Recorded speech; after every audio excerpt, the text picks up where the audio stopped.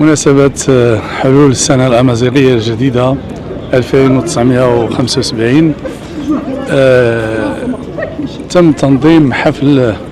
رسمي احتفاء بالأمازيغية وبمسار الأمازيغية كمكون أساسي من مكونات الثقافة والتراث المغربي،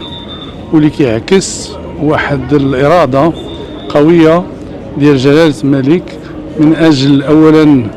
تطوير الأمازيغية وترسيمها، إعطائها وتطوير الطابع الرسمي ديال الأمازيغية وجعلها كما هو منصوص في الدستور لغة وطنية ولغة رسمية، واللغة اللي هي ديال التخاطب ماشي فقط في المجتمع ولكن كذلك في الإدارات العمومية في المرافق العمومية. واليوم الحمد لله المغرب قطع مسار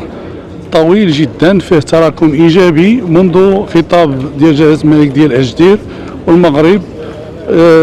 غادي في واحد المسار اللي هو بناء مسار ديال تطوير الأمازيغية كلغة رسمية كمكون كذلك مكونات الثقافة الأمازيغية، واللي كتميز هذا المتعدد اللي كيميز النموذج النفسي والنموذج المغربي في تعدده الثقافي والتراثي، والحمد لله وفي إطار طبعا الوحدة الوطنية، والمغرب قطع أشواط مهمة جدا في هذا المجال.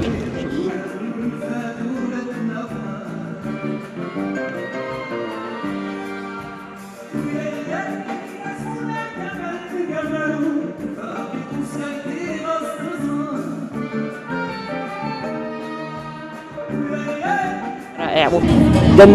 في إطار هذه الاحتفالية اللي ترأسها السيد رئيس الحكومة، كانت كتابة الدولة المكلفة بالصناعة التقليدية واقتصاد الاجتماع والتضامن حاضرة من خلال توقيع واحد جوج الاتفاقيات مهمة. الاتفاقية الأولى كتعلق بإدراج الأمازيغية يعني في مختلف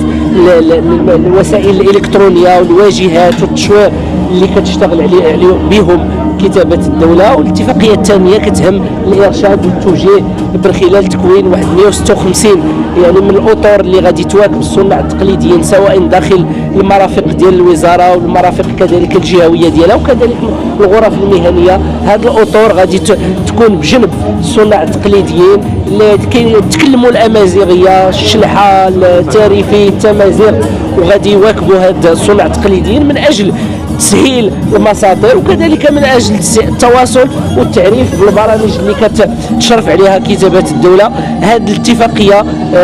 ميزانية ديال 24 مليون درهم واللي ان شاء الله غيكون عندها وقع جد ايجابي، وهذا انتصار اللغة الامازيغية تفعيلا التوجيهات ديال سيدنا الله ينصرو.